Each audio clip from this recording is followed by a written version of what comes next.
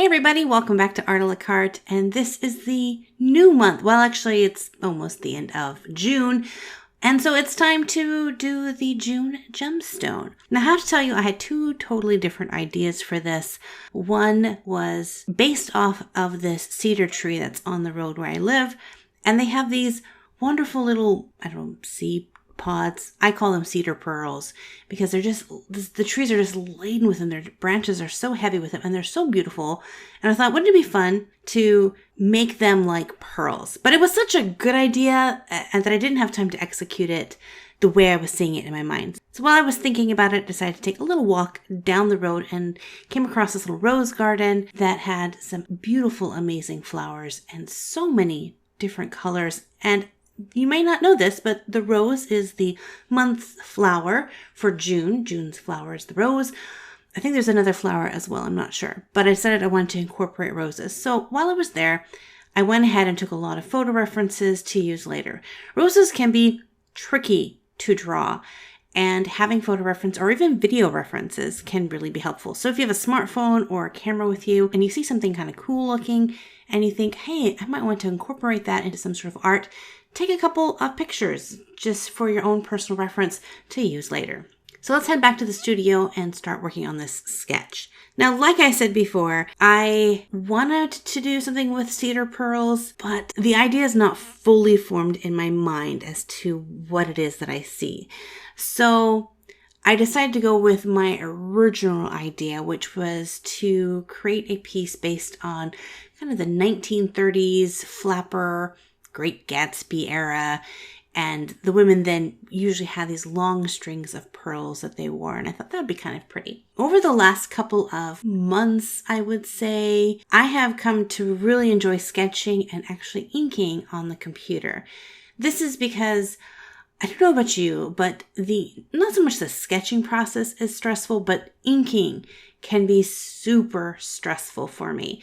Because when you're inking something, you make one mistake, and there's a good chance that you've just messed up your entire piece. I don't know if any of you have had that issue where you go to ink something and it looks great in the sketch form, but once you ink it, it just looks bad.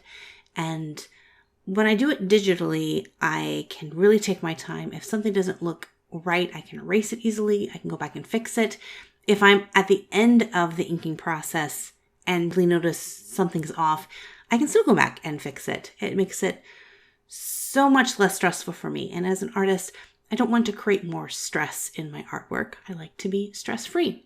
The second reason I like to use digital art to create my line art is because the software I use so mimics the feel of actual sketching with paper. For me, at least. Some artists, they don't really enjoy sketching on a tablet, but I love it.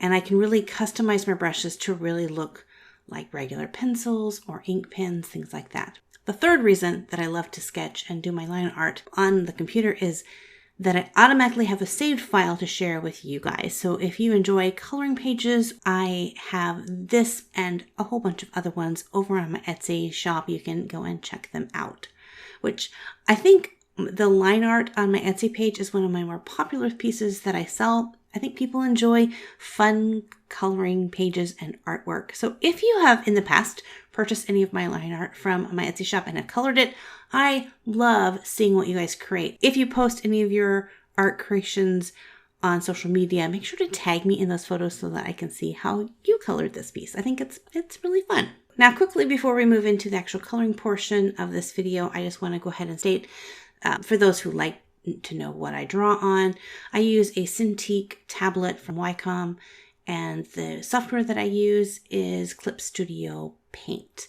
For those of you who are wondering about what kind of art I use for my tablet, I'm going to be doing a video sometime soon about that because I've been trying out some new software. So if you're interested in that video, make sure to hit the subscribe button so that you don't miss out on that video. After I finish the line art itself, I go ahead and print it out. There are several different options you can print out on just regular paper. I like to use a really thick cardstock or Bristol board. So for this one, I'm using 100-pound weight Hammermill cardstock.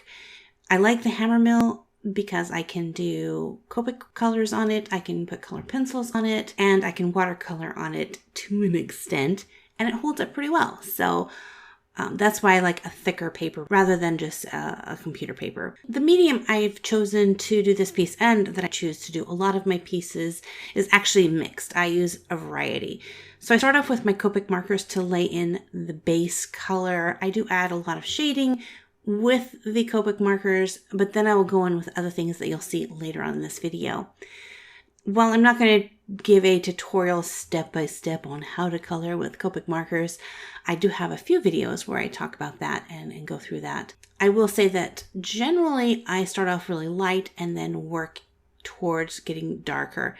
But with this piece, I really want to keep everything super pale and pastel and kind of a goldeny color scheme with it. But I noticed as I was getting towards the end of blocking in my colors that it was just too light and fluffy, and I needed some really good contrast in there. So I went in with a really dark kind of blue-green. I think I used my BG78 to just block in some really dark color behind the flowers. And then I decided to go ahead and bring that up into the circle shape behind her, which originally I was going to make a large pearl. But I think if I had done that, it would just been too much light. And having that nice dark contrast behind her really pushes and pops her out and the flowers that she's holding. Once I have all the colors in pretty much the way I like them, then I will go in with color pencils that are really, really sharp to begin adding in some specific detail, especially to the face and the hair. It's important for me to use really sharp pencils so that I get that super fine line as I'm working. I wasn't quite certain how I wanted to color the actual word pearl, and then I remembered that I have metallic paints, #metallic paints, and decided to do it in this translucent mother of pearl kind of paint. The trick with working with white translucent paints is it can be hard to see if you've got everything covered. So tip for that one is to really use reflective light. You can kind of tilt your head from side to side to see where the paper is kind of reflecting. And as long as the paints are still wet, then you can see that shine and know where you have the thickness. Now, because these are translucent and very pearlescent, as they go over top of darker things, they're going to put a bit of a shine to it. And so it would go over top of some of the outlining for the lettering. So after I got done, I went back with a pen and actually re-outlined the word pearl just so that it would be a little bit bolder, and added a few pearl spots to her necklace and to her dress and to some of the flowers. You can't get this look in prints, so the original really has this fun play with the light. I have prints available hopefully soon on my Etsy shop and on my Redbubble. So if you're interested in picking up a print of June's Gemstone, the Pearl, I will leave links to that in the description box below. Well, thank you guys so much for hanging out with me in this video. I hope you enjoyed it. If you did, make sure to give it a big thumbs up. Also, if your birthday is in June, make sure to let us know in the comments so we can have a comment birthday party for you guys. And as always, God bless you guys. Thanks for hanging out with me, and we'll see you in another art video. Bye-bye.